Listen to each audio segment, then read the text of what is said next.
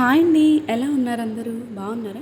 ఈరోజు ఏం చేశాను అంటే నేను రాసుసిరికాయలు ఉంటాయి కదండీ! అదే రాసుసిరికాయలు అంటారు, చిన్న ఉసిరికాయలు అంటారు.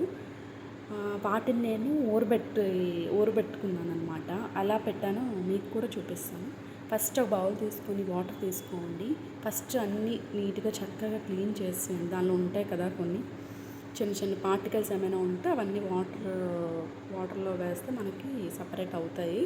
చక్కగా వాష్ చేసుకొని, చక్కగా వాటిని క్లీన్ చేసుకొని, వాష్ చేసుకొని మన క్లాత్ ఒకటి తీసుకొని చక్కగా అది చేసేసుకొని మనం ఏంటంటే ఒక వేరే బౌల్‌లో మళ్ళీ వేసుకొని చక్కగా వాటిని మనం తీసుకొని దానిలో సాల్ట్ కొంచెం ఫస్ట్ ఆయిల్ వేయండి కొంచెం. కొంచెం అంటే లైట్‌గా వేయండి. నేను చూపిస్తున్న విధంగా ఇక్కడ మీరు ఆయిల్ అనేది వేయండి. అంటే మీకు ఎంత నచ్చితే అంత వేయండి.